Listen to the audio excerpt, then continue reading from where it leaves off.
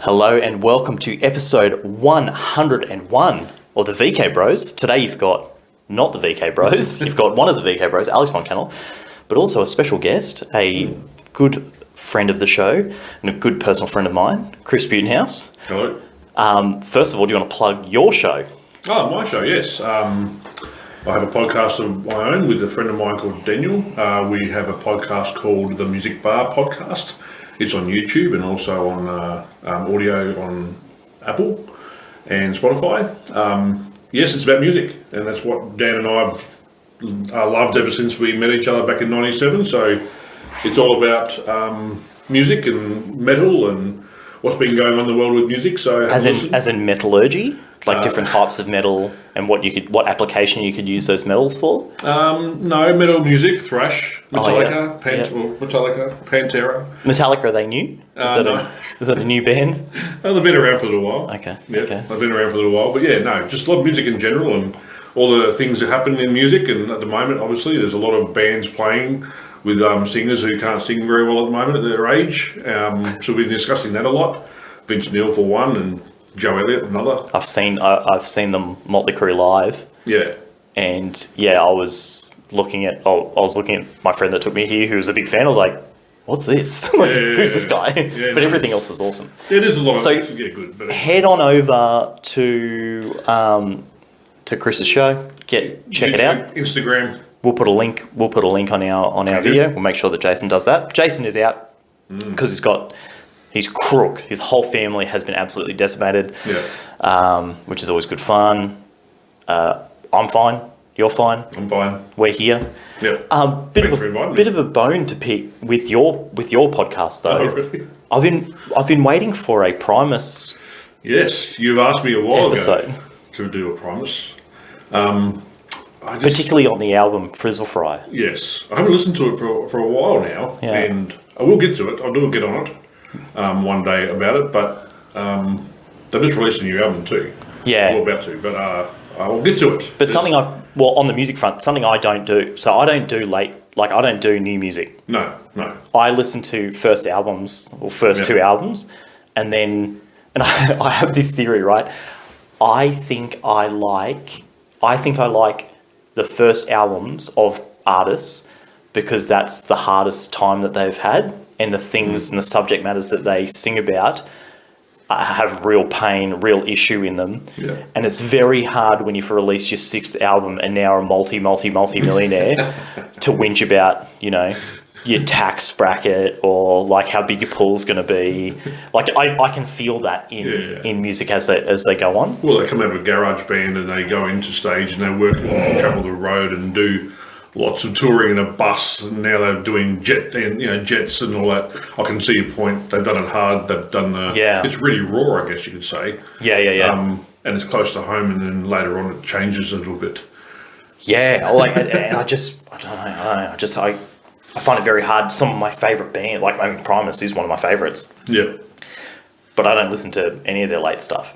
Really? I only listen to their old stuff. Metallica's the same. I like all the old stuff. Yeah. I'm not a big fan of the new stuff. I mean, obviously, Pantera was best early days. Well, yeah, if you listen to their very first album, Power Metal, with Phil, you wouldn't like that. That's glam.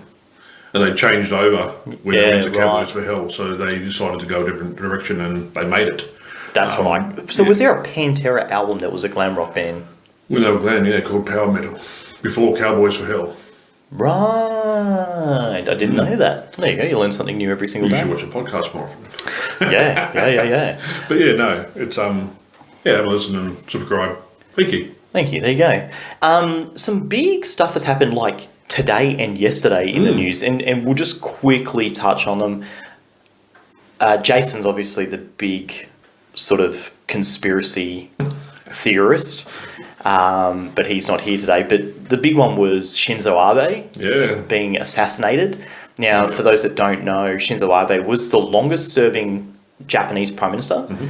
He wasn't the current prime minister, but he was basically at a rally talking about running for office in whatever political party that he's in, and an ex-Japanese military man in his 40s. I don't believe so. Yeah. With a handmade from what I looked at, shotgun, like a double barrel shotgun, shot him twice in the back. Like, and this is all televised, and he was unconscious at the scene, but I think he's since passed. Yeah, yes. So that's, I mean, like, when's the last political assassination that we've seen this? Yeah, I know. It's crazy that happened to someone who's former.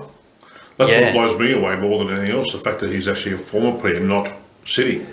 Yeah, I would like to know more about the motivations behind it. Like, maybe what was the... I mean, ex-military could be, you know, a lot of PTSD, a lot of, you know... obviously, I'm massively assuming here, but you sometimes might be doing jobs that you don't necessarily really feel aligned with. And that would have been that PM who put those in place when he was serving, so...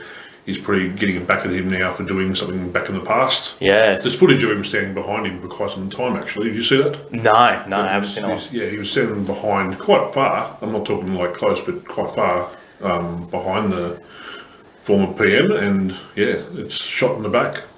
So you would, obviously, you're way older than me, like on a different scale of age. Mm-hmm. Like whenever I talk to you, I need to ascertain whether the year we're speaking about is BC or AD. But I mean, there has been. It's not like there has been no political assassinations in our lifetime. No, anyone I can think of. Well, they did shoot Ronald Reagan. Right. He survived that. I thought they would have probably gone for Trump. Yeah. I actually had a suspicion that someone would try to get him because everyone. Actually, I remember us having that conversation. Yeah. I really thought that he would be one that someone would go after because people really did not like him. Yeah. But no, there's not that many around. Like there's. Oh, wasn't there one in more journalists? I think lately. Oh yeah, that was the other one. There's a journalist in Israel or Palestine who looks like they've been shot by Israeli troops and American, and the government's kind of saying, oh, you know, accidents happen and we're not going to investigate it any further. Yeah. So that's no good. So there's... We don't want to see it. It's not... No. I mean, I've had conversations with people that think it's a good idea, and you're like, but what regime change has that ever caused? Mm. Like, it never gets you a result that you want. No, of course not. Yeah, so... No, I'm surprised by it. Like you said before, I'm looking forward to seeing what the motives were for this fellow. They caught him straight away, pinned him to the ground and took him aside. So he's still alive. Let's see what happens when the news comes out. It was only, yesterday it happened, so we don't really know a lot about it. But we'll learn in the next couple of weeks what's going on with that. So keep an eye on that. I'm not sure if everyone's speaking about it. I only noticed it on Bloomberg on Twitter as it was happening. But I saw it pop up in the news after 4 minutes it happened or something. Okay. But he was still alive then, but he's passed ever since. So. And Japanese politics is rough. Like, I remember... I don't know a huge amount about it, but what I do know is that you've never done the right thing when you're in Japanese politics. All right. So no matter what you do, it's wrong. You're just going to get shut on. Yeah. Like, totally. Yeah. So, but he was the longest serving, so it must have been... That's been pretty good. Yeah. So there was that. Now, the other big thing is it looks like Elon Musk has pulled out of the Twitter purchase. Yeah, that's not good for freedom. Well, it depends. Okay. So I knew, obviously, we had texted this earlier. and you had sent me something, and I didn't address it then because I was going to address it now, which is it? I don't know. Now, you're saying that, I'm assuming, because you wanted to see what a post-Musk Twitter world looked like? Mm-hmm. What if he's just taken the legs out of it for free? So what I think he has done now. Now I did genuinely believe he was going to go ahead with the deal. So this is. You still think he will? I don't think it's over. Right. Okay. But I always thought he would still get it. But I'm thinking now. Look, the main reason is probably the value of both his company and his assets, and the value of Twitter's assets have taken a massive dive due to global markets. True. So that's one thing, right? Puts a lot of pressure on it. But B, has he now exposed all the things that he wanted to expose without having to front $44 billion? Things like bots, things like the number of bots, which there's still an argument, Twitter still thinks that there's 5% Twitter bots. So Elon got to go around from junket to junket to junket to junket to junket to laugh at people who suggest that 5% of Twitters are full of bots. Has he now been able to have people discuss the damaging algorithm? Yeah. Has he been able to use that has he been able to speak about that to a larger audience now? So you say it's like a big research thing he's just done. Yeah. He's checked it all out and now he knows what it actually is because he had the inner workings of it all. Well, he knew it was bad. I have no doubt. I think he knew it was bad, but this is a way that he's now allowed to expose the badness. Yeah, it's confirmed. Yeah, all but confirmed. But we'll see. I don't think he's formally come out and say. I think it's my understanding as of today. It's just talks that it's not happening. Okay. Do you think he could start his own? I don't think anyone could start their own. No. Okay. No. I don't think anyone. So Truth Social would have been Trump's one. Probably would have been the best. You would assume that 70 million people would have logged on straight away, but that's not been the case. And they haven't been able to make the tech as sweet as what the existing ones are. I think the key is going to be like a Web3 version. It's not going to be anything on Web2 is dominated by the big tech guys. Yeah. So Web2, and just so people know, think about this for a moment. The entire internet as we know it is siphoned through basically three companies, right? Mm-hmm. Which is Google, Amazon, Facebook, and Meta. Yeah. So why, they effectively own the internet. Yeah, true. And that's where Web3 comes in, which is going to be decentralized. So I think anything that's going to go up against those guys, those companies, will have to be a Web3 protocol, a decentralized protocol. Yep. And there are some players in that space that are trying, but you're not going to just be able to replace Twitter, Facebook, Instagram. They're so big. They're here forever. Not forever. Look, I think Meta's user base is already going down. They'll slowly wither and die. Mm-hmm. They're, the boss of Binance, CZ, tweeted something along the lines of, they're not going to need to sell your data on Web3 because you're going to pay for microtransactions to use the service, which is what I've been saying this whole time. That's why I pay for YouTube, right? I pay, and you get great value out of it. Absolutely. You never look back. No. Yet some people still think that ad model is great. Well, you're watching the ads, plus they're gathering all your data to then feed you ads for you to buy and consume shit that you probably don't really need. Yeah. Anyway, so the Web3 future, I think is very bright. I think there's a lot of opportunity out there. I'm actually meeting with a Web3 developer next week. Oh, you really? Yeah. Nice. So I've had a recommendation from a friend that this guy's a Web3 lunatic, I think was his words. So I'm excited to meet him and run through what I think the future looks like. That'd be interesting. Yeah. I do know from one of your last podcasts you mentioned about Web3 and this cookie business. Yeah. And every time I click on cookies ever since you spoke about that, I think of the comment you made about why we're still doing this cookie business. It's broken, ridiculous. Dude. It's broken. Yeah, it's just so stupid. And whoever says no, you know what I mean? Yeah. And it's crazy. I think someone sent me a link to a collecting cars. So it's an online car platform. They sent me the link. I should be able to click the link and then see what the thing that they wanted to show me. But no, I had to click the cookies first. Yeah. Then I had to say, no, I don't want to subscribe to your newsletter. Yeah. So that, I want the problem with the newsletter, cookies first. Don't follow me around the internet. Yeah. Step one, you shouldn't need to. Okay,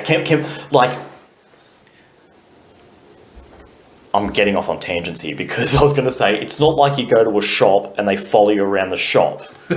But you heard about the good guys and some of those are using facial recognition within their shops, so they're pretty much doing that. I just went and bought that to stick that back up. I went to Officeworks and I paid. It was $11 or something, and they said, "What's your phone number?" And I felt saying, really? "Yeah, what do you need my phone number for? Like I'm just buying tape. And then they sent me some text, right? Wow. So you gave it to them? Yeah, I did. But I've actually got another. So the future. So that sucks. Clicking on cookies sucks. Mm-hmm. Having to gather your data for newsletters because that's the only way that you can have be in your client's face before you get forgotten about.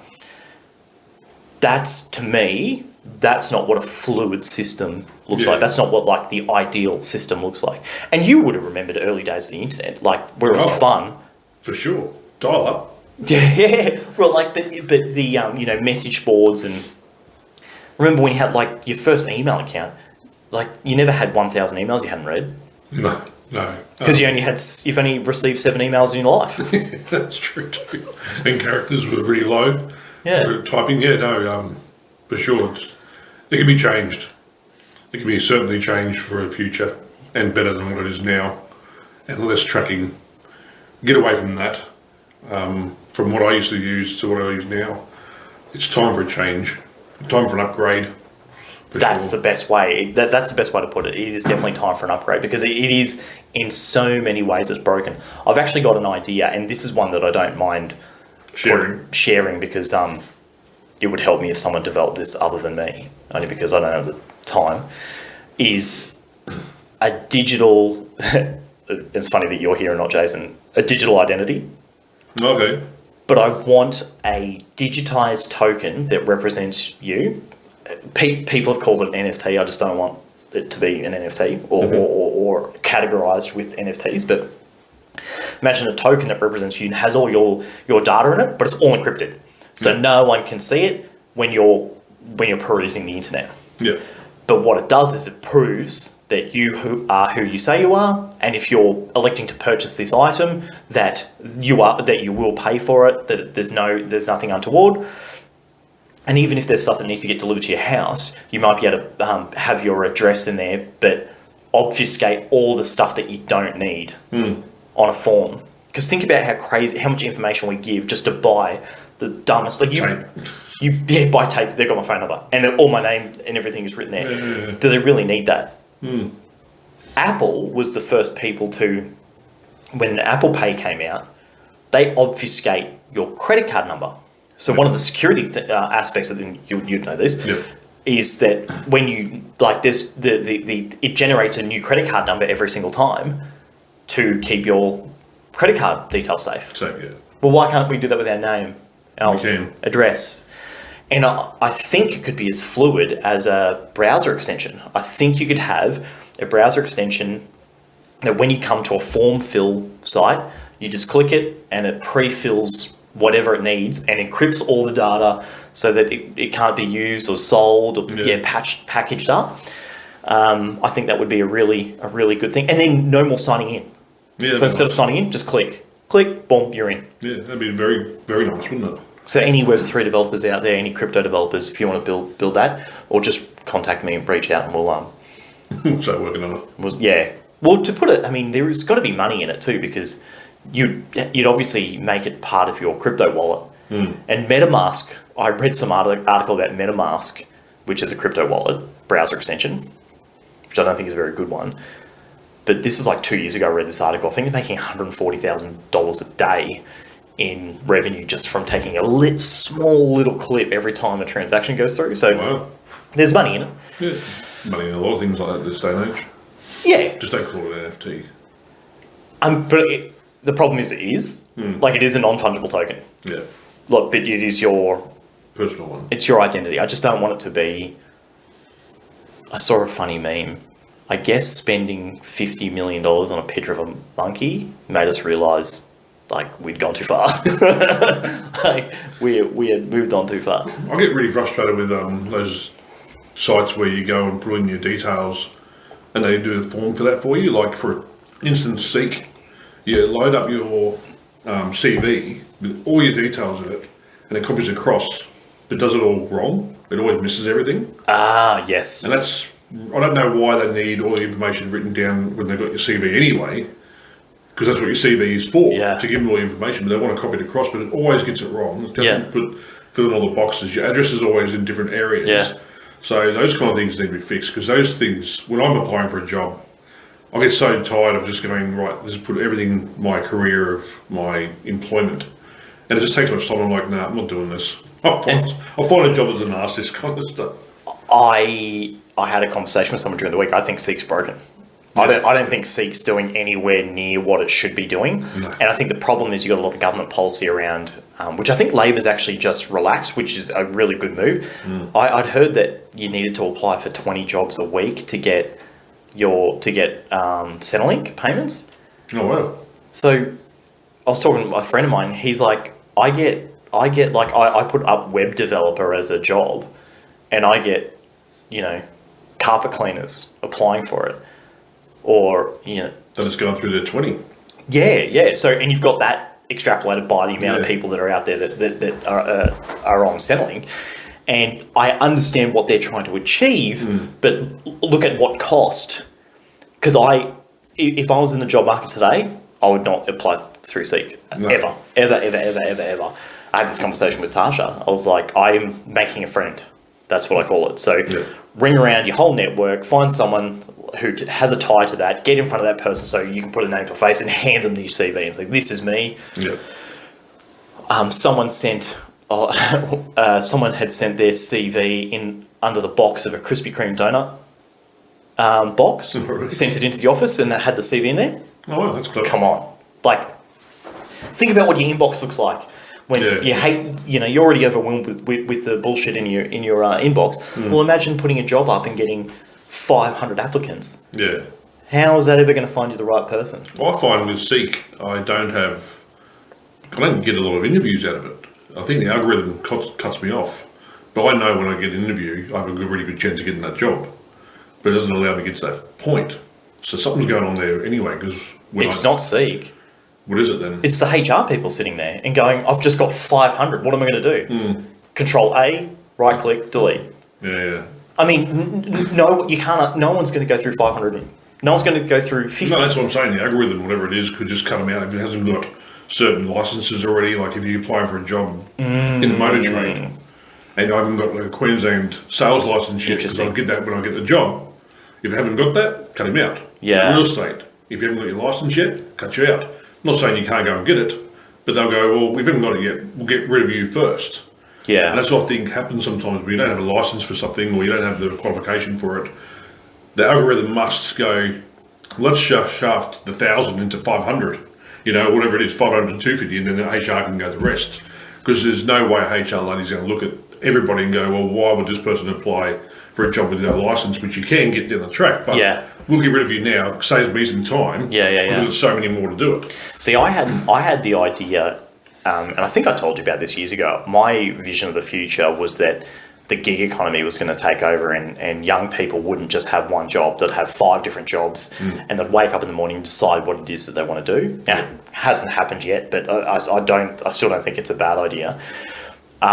Especially from like work from home stuff. There's a lot of freelance, I suppose, that's available. Yeah. So I thought of like making a job marketplace where you had exactly what you're talking about, where you could say I'm proficient at Microsoft Word, Excel, certain point of sale things, blah blah blah blah, and it would automatically show you the jobs that you can do. Yeah. But I think you're right, and that's where I think Seek as a platform, I hate the fact that it's the biggest because it sucks. It sucks, absolutely. I totally agree. Same as realestate.com. True. I mean, let's be real, it's 2022. Why do we need a real estate agent? Good point. What does an agent do? They open the door for you when you go look at rentals. I can open the door. The person who wants the result the most, i.e. the vendor, whether they be the sales agent, trying to sell the house or trying to rent the house, aren't they the most qualified person to take you through it? The person who lives there? Yeah. As a renter? Would you as a renter? No, I mean, if you own the house. So if I'm the landlord... Oh, okay, right. Yeah. Yeah. No, good point. That could work. So there is another opportunity there for decentralisation, which I think is... But mind you too, saying that, as a landlord, do you want to go and spend all your time opening doors and letting people through a house, even though it is probably beneficial for you? There's people out there who are pretty wealthy who can't be bothered doing that kind of stuff. They would pay someone to do it, so they pay the real estate agent. So maybe less about rental and more about sales?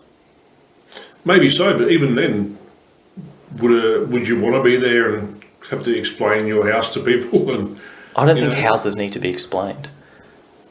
Well, I'm on the market now to look for a place to rent.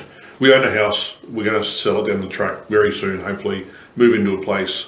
So we've been going to a lot of open homes, and there's always questions you have about, like, for instance, solar or the pool, or, if the pool's been covered by the owner or maintenance of the garden.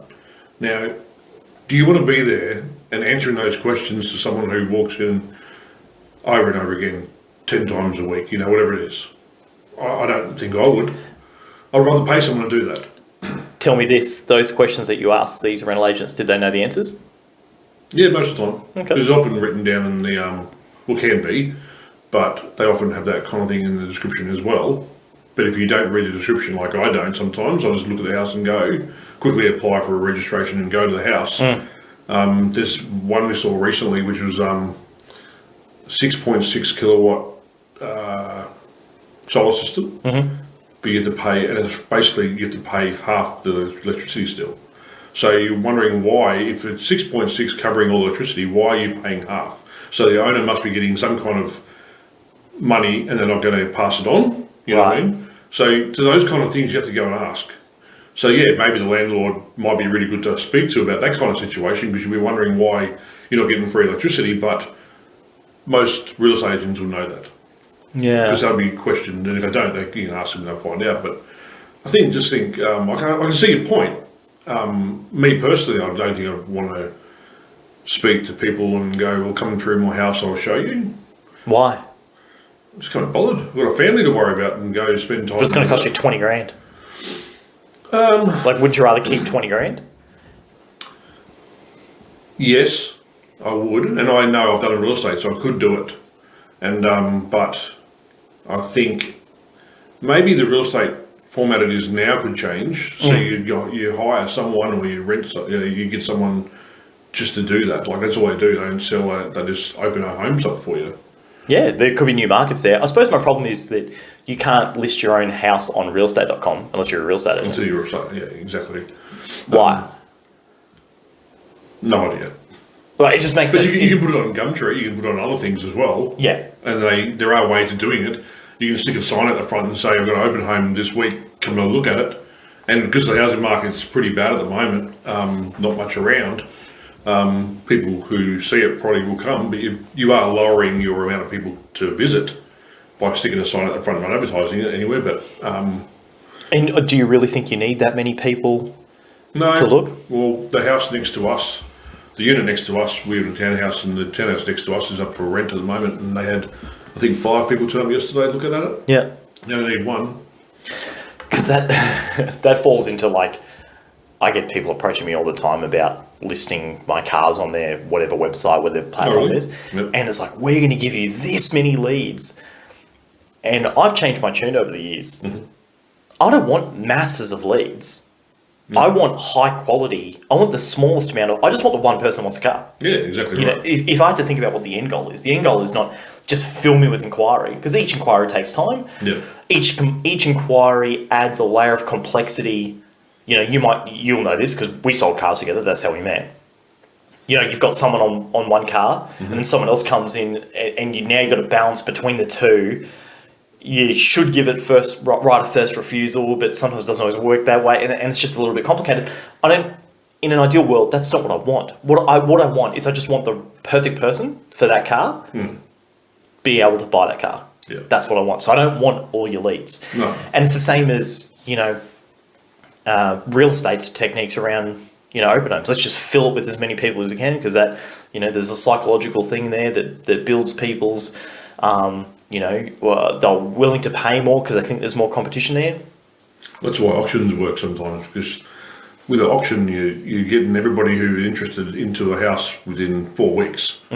And they've seen it, and then the ones who like it will be in one place at once, and that's when you have a bidding war, which normally happens, and you get the best price. Didn't work for me. I got $300,000 more not going through an auction. Yeah, it doesn't always work. No. I'm just saying, it does help Cost me, getting though. all the people who are interested in one place. They can fight it out. If it doesn't go, then you've got someone there who can put an offer in afterwards anyway. Yeah. Straight away, because they're right there in front of you. And your sale's over within a month, pretty much. See, I kind of like to feel if I was an owner, so let's say we've deleted real estate agents, or the majority of real estate agents, and the ability for the landlord to, or the owner of the house to sell the house. If I had two hot parties there, I could say, guess what? We're doing an auction between you two. Let's go. Just do a private auction. Don't need the pomp. Don't need the ceremony. Yep. Just have two people there slinging bids at you. And then you're like, okay, just pick up the closest hard thing next to you and hit it on the ground and say, we've got a deal. Done. Yeah, that's fair enough. And look, there's going to be lots and lots and lots of, Web3 could actually fix a lot of the real estate stuff, like conveyancing. Yep. The fact that we have to pay this money to go and get plans, council plans that were drawn up, when the house was built, that are closely, vaguely related to the property that you're selling. Yeah. But they're the gatekeepers of that information. Yeah. Well, if that was all sitting on a blockchain, then two parties could do it easily, directly with each other. And most houses get changed, and the plans don't look the same half the time. Yeah. So it's time for an upgrade. It's definitely time for an upgrade. And there's so much opportunity out there. And I think if there's any young people out there that are or older people that are upskilling into like web development, I'd be looking at blockchain, like focusing on blockchain, because it will be the absolute game changer. Yeah. I've got a question for you. Yeah. On the way over here, I was actually thinking, what will I ask you? And I had a mate of mine at my work, where I work now currently, talking about electric cars the other day. Yeah. And I walked in here today and I saw you got a little smart car sitting there, which I used to see every day when I lived in London. So obviously Tesla's doing really well. There's a lot of companies out there doing electric cars. What are your thoughts, being in the car industry for so long and still now? Yep. What are your thoughts on what you do with the batteries when they die? Well, at the moment, you throw them out. So what do you do with all the batteries that die, that throw out? You mine them. So you can actually do it and recycle them properly?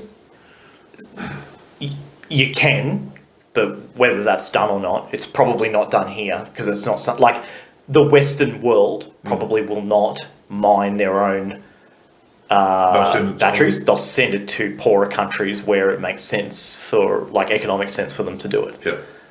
So do you think we'll ever have a world where it's only electric cars? Yeah, absolutely.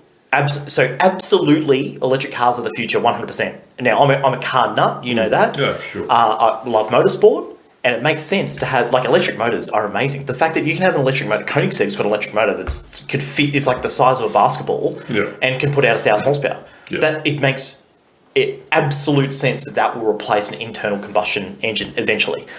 Batteries are the problem. The storage of the energy is the problem. But if we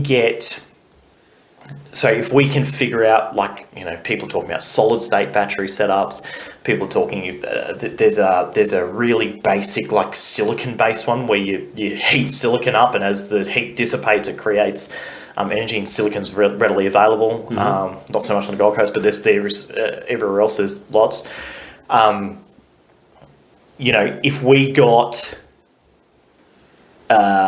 If we had better energy generation, i.e. if we just switched to nuclear, and if we just shut up and just did what everyone knows is right, and converted to nuclear, then we could be fine. Yes, you can. The problem is now we physically don't have enough generation to convert every car to electric now. What happens then when you have let's say everybody has an electric car. But we know, even now, we had warnings the other day in Queensland that we're going to have power outages. Yep. And everyone was waiting for it to happen, and it didn't happen. Luckily, they fixed the problem, whatever it was that was causing that warning. So imagine if that happens again, like Adelaide had a while back. South Australia had the same issue, no power for a few days. Why would someone switch over to an electric car when that is a possibility? Yeah. Yes, we can use solar. Yes, we can store it in Tesla batteries on the wall. Whatever it is nuclear the only answer to fix this? Or more green, like sun harvesting? Or So I don't think sun harvesting is the right thing, because same as solar panels only have a certain lifespan as well. Yeah, and the one more to throw out. Correct, and we're not going to recycle those either. So we're going to give them to a poor country for them to break them down as well. And if like we just had, how much rain did we get? We had no sun for 3 months effectively. Yeah. Like, well, how's your solar generation going then? We should be going back to windmills when it rains. Well, yeah, right. But this is where this conversation gets really tricky. We should move to power generation that's not coal fired, right? Mm-hmm. I truly believe that. We shouldn't be digging something out of the ground, burning it, and then using the energy, okay? Mm-hmm. Step one. If there's a better way. Now, is there a better way? Solar and wind, I think in like the best countries in the world, so it might be Germany, might be Netherlands, something like that. I think the best country in the world is lucky to make 20% of their total supply renewable energy. Yeah. Okay. And I'm not sure, but if I had to guess, I'd say it's not that consistent. Therefore, you have to have a base load. You have to have something sitting there that's base load. Yeah. That, if the wind's not blowing or the sun's not shining, you've still got energy. Okay. Nuclear literally fixes all the problems. Yeah. We have a law against nuclear in Australia. Mm-hmm. Actually, Andreessen spoke about it on Rogan's podcast just recently. Okay. You know how many people have died from like the last two meltdowns, reactor meltdowns, Fukushima and 3 Mile Island? No. 0. Oh, really? Yeah. So everyone has this assumption. Even after the tsunami? Yeah. Not one person died. There's one guy that died of cancer, but they're not sure if he had cancer before. Okay. So it could be one, or more likely 0. Yeah. And that was a pretty updated reactor. Yeah. But the one that we hark back to is Chernobyl. Yeah, yeah. How much Russian stuff are we using now, dude? Like, how many Russian products do we, besides vodka, how many Russian products are we using? I know, not a lot. Okay, so if the smarts of today built a nuclear reactor, it would be in much better shape than what any of these other ones pass have been. Absolutely. And the uranium is here, and for the amount that you use, for the output you get, is unmatched. Now, nuclear fission is the next step, which is, a nuclear reactor actually, so nuclear fission, you're putting two atoms together, which is effectively what stars do. Okay, so you're trying to create the energy of a star, and there are multiple projects around the world now that are trying to harness that energy. And once that's done, we don't need any of it. Yeah. We don't need anything. We only need nuclear power. You have nuclear fission will supply all the world basically as clean as you can possibly imagine. Mm-hmm. Okay, so we're probably 30, 40, 50 years away from that. So by that rationale, it'll take you 15 to 25 years to build a nuclear power plant. Do we just burn some coal up until that point? The fission comes out. Do you know what I mean? You've got to think about that too. And for every ton of coal that we don't burn here still gets burned, right? Yeah. Just not by us. Just by someone else. Yeah. So is global warming, does it know where, like, does it account for what country is the ocean only going to rise in China and India where they're burning it all, or do you know what I mean? Yeah, I understand what you're saying. So to answer your question, yes, all cars will move to electric eventually. There are some other irons in the fire, like Porsche's opening a synthetic fuel lab in Tasmania. Oh, really? Yeah. I only just read that a couple of days ago. So there's an idea that you can make biofuel. Problems with biofuel, I mean, we have E85, like 85% ethanol fuels. Hasn't really kicked off here in Australia. It's mostly reserved for race cars. Like my 86 is on E85. Okay. Uses it 30%. But I'm actually, I'm fixing the world's carbon when I drive that car. Because the carbon used to grow the crop to make the fuel absorbs more carbon than what I emit. Right, so I'm reversing, when I'm at Lakeside, I'm reversing global warming, and we could do that. Yeah. But if the world moves to E85, well, now you don't have food crop, because where do you buy that from? only United Servos, some United servos have it, Okay. and it stinks, Oh, really? but it gives your car like mega horsepower. So only a certain engine can use it?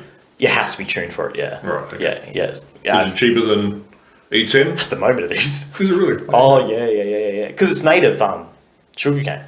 Oh, okay, right. Yeah. So the problem if you moved, same as anything, if you moved all transportation energy over to another thing, you're going to cause all these problems that you haven't thought about. So if you change everyone to E85, yes, we're going to reverse.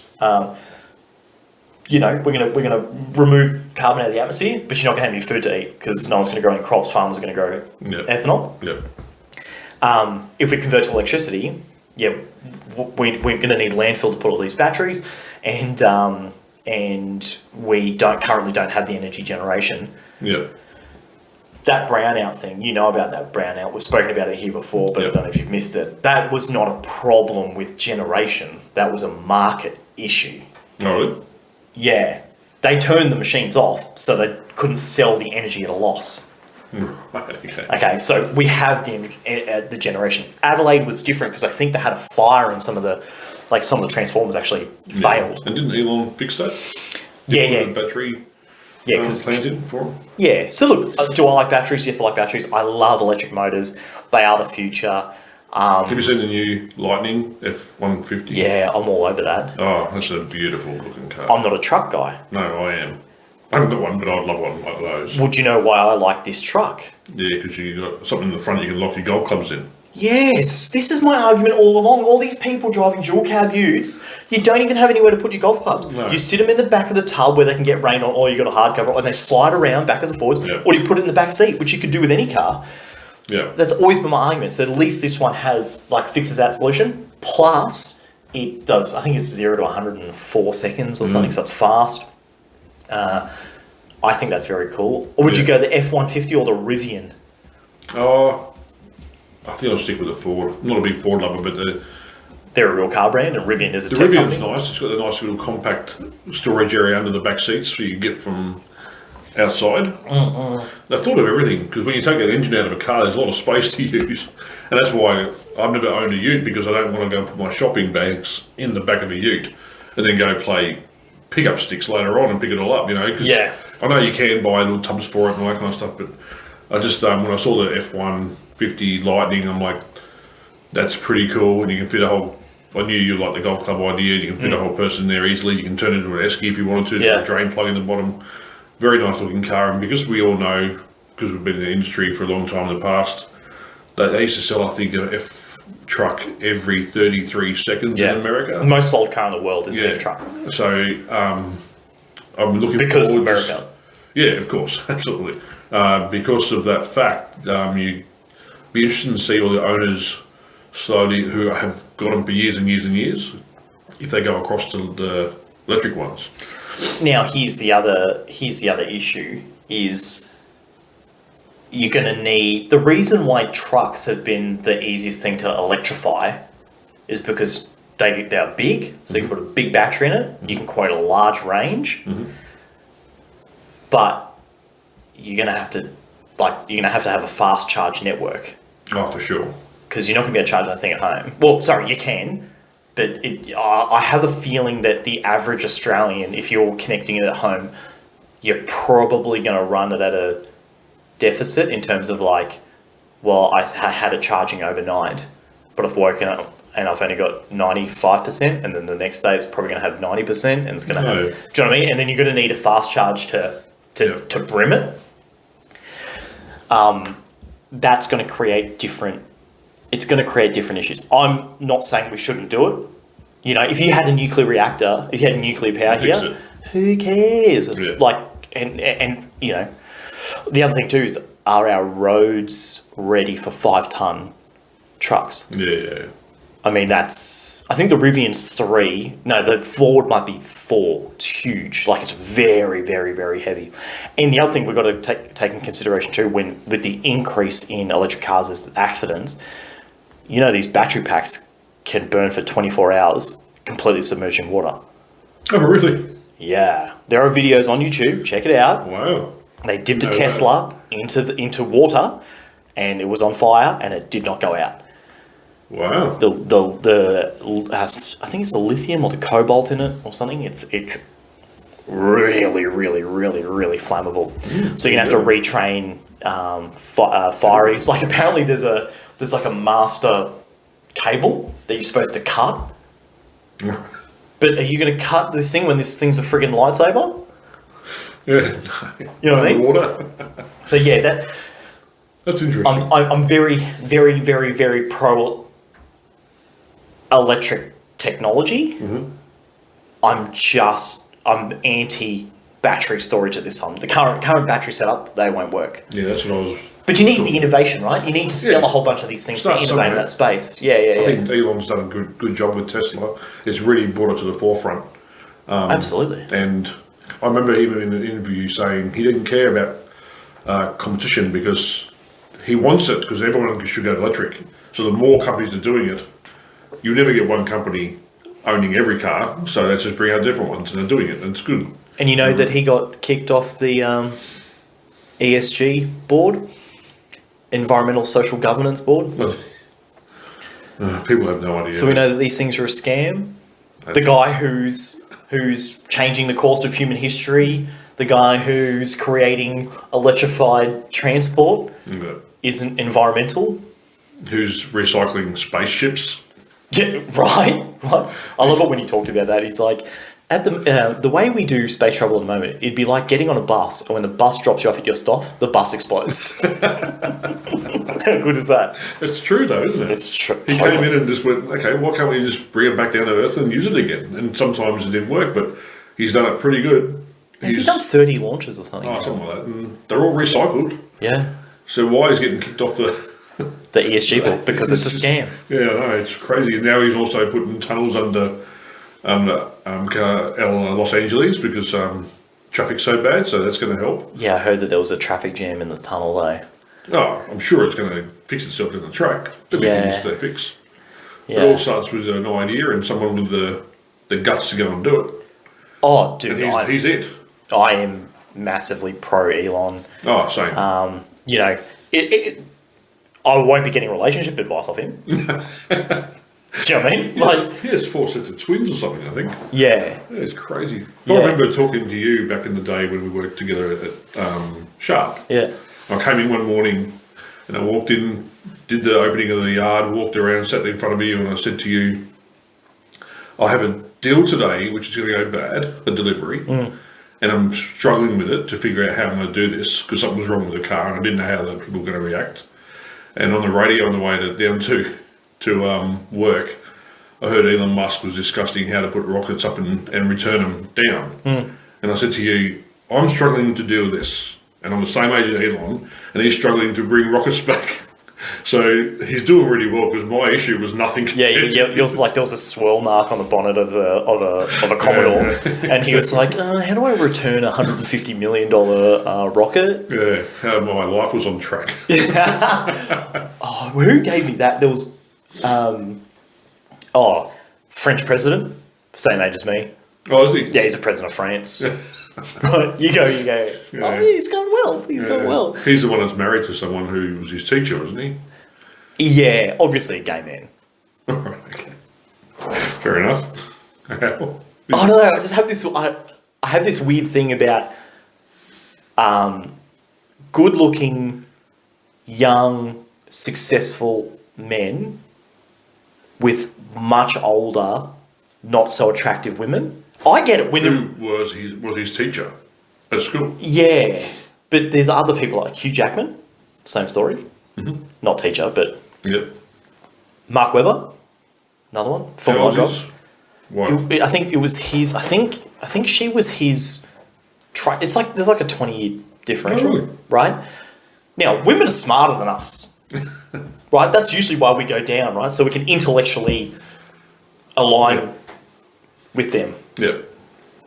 So are these ladies like big idiots, or you know? They got after people with money. But then, yeah. Are they harvesting young, fresh meat for? I don't know. I get it. Love is love. I get it. Yeah. I get it. Yeah. But I don't know. There's something not quite right there. Yeah, fair enough. And maybe that's my being a traditionalist. You know. Good point. You know, there's mostly you know throughout mankind, primarily in the Western world. Yep. Oh, and some other parts, the age disparity goes one way. Yeah. But, yeah, not sure. Yeah, fair enough. Put your thoughts in the comments below. Yeah. What do you think? Now, what else? Have you got anything else that you wanted to run by me while I'm here? Obviously, I've had the dig at you about Primus, which Well, you'll fix. I think Primus are a great band, don't get me wrong, so nothing wrong with that. And we'll get to it on my podcast one day. There's so much music out there which I've listened to in the past that I want people to know, because in this day and age, people don't really buy albums anymore. They stream everything. You don't get I don't think you get the quality of fans like you used to. Like, I'm a Metallica fan. I've been to that many concerts. When you go to a concert of Metallica, for me, it's like a family gathering. This day and age, the young kids listen to one song. The next week, there's a different band altogether or solo artist. So those things have changed for someone I'm nearly 50 this year. So I've been around for a while, and I've seen it all kind of like happening with music, and streaming has changed a lot. Do you think it's broken music?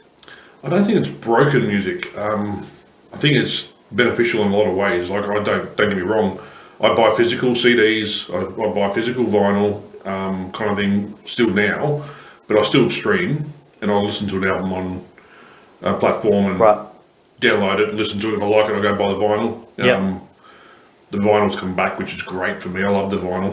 I love the artwork and everything. So those kind of things is something that I... What about monetization for the artists? I don't think they get enough. No. I think what's happening with that... I don't watch the TV show, Stranger Things, but what's happening with that at the moment is amazing for Kate Bush and for Metallica. What is that story? Because I haven't watched... Well, I don't either, but I haven't watched it, but I just heard that they had a Kate Bush song in there, and it's back in the charts now, I believe, and the actual original Kate Bush song, just like Metallica in Stranger Things. I think the character's name's Eddie, and he plays Master of Puppets from the Master of Puppets album, and the solo, and now they're 400 times or something % in their money from that. Interesting. Oh, so just showing it to a new bunch of... Yeah. And people have been saying, Metallica came out yesterday or the day before saying, we don't want people... We're not a gatekeeper. We want everyone to like Metallica. We want everyone to...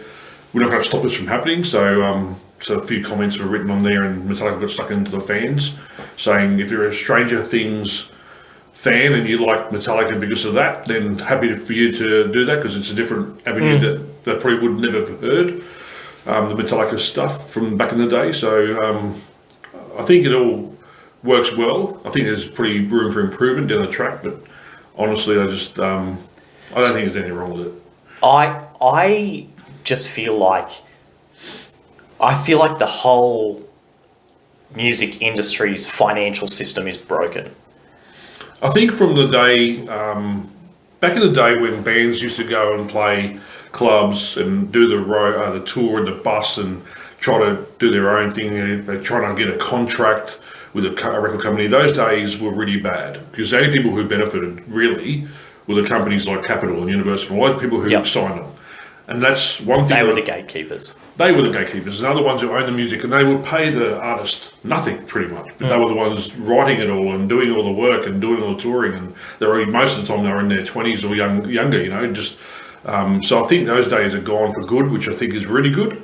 A lot of artists now who, like Motley Crue and these other bands who have been fighting to get their music back for so long, have had their rights to their music given back to them, and now selling their catalogues for a lot more to different people so they can use it, because they know once they pass away, like when Prince passed away, there was nothing in place for Prince and his music. His family had massive big fights over it, had no idea what to do with the catalogue. So it's good that those big bands, Neil Young and whatever it is, they can all go and try to find someone to use their music for the future, because these bands won't be around forever. So they're getting their monies now instead of back then when they were earning it on the road, you know what I mean? But see, okay, but those are the big guys, right? So Exactly. But it makes room for the young guys to come, okay, well, this is what they're doing now, we have to do the same thing now. I don't think those deals that you're talking about for these, the big guys are going to be fine. It's just for sure. Whether they get paid $20 million or $200 million, like they'll be fine. It's irrelevant to the young guys. But what I worry about is just the distribution of wealth for these new and up and coming guys. If you're purely streaming, like the pittance that you get paid. Yeah, and I totally agree. It should go up for the amount of revenue that the marketplace is offering. You know, I'm sure Spotify at $15 times however many users there should be a better equity share of that music. Totally agree. You know, and that's why I think a decentralized system. Imagine, and this is podcast 2.0. This is what a lot of the guys are trying to build, and where I think we're going to go to is direct payments to the artists. So, let's say you put your album up on a decentralized network. Yeah. You know, and as you stream it, you pay for it. Mm-hmm. But once you stop listening to it, you no longer have to pay for it. Yep. Okay, so then you're going to get direct, and those funds, only a very small, tiny percentage goes to the platform. The rest of it goes to the artist. Okay, that to me seems like a fairer distribution than getting paid, 8 to the 500th cents per stream. It seems just crazy. I totally agree, and I think if you're I remember you talking to me a while back actually about t-shirts and bringing out t-shirts and merchandise, but doing NFT ones or something. Those kind of things will happen, I think, in the future. Some kind of artwork or something that you can buy to help the band support them in their earlier days. And I think that's all going to happen in the track in some kind of form where they're going to get paid more, because they need the money, because they're working on music, they need to make a living. Totally. And if they keep making a living, they'll be able to keep making the music, and it's just a circle they have to kind of it's all new to everybody at the moment, because it's so different to what the olden days were. Yeah. So it's all trying to figure out the bits and pieces, how it all works, the best way about it. They might make more mistakes in the future. They might go, okay, out of these ideas, this one will stick, these ones will change. And eventually it gets to the point where hopefully they pay artists more. I also think a big problem is the algorithm. Now, I think a lot of users will think, hey, it's great. I can just put one song in and it will show me everything that I want to hear. And in a lot of cases, it is what you want to hear. Yeah. But you're not going to find new stuff. No. And that doesn't help the new crop coming through, because you're only going to hear what you're going to hear. Same as the Netflix, when you open up Netflix and you see the same movies listed on the homepage over and over and over again. All that real estate used on that homepage is the same 10 things shown over and over and over again. Yeah.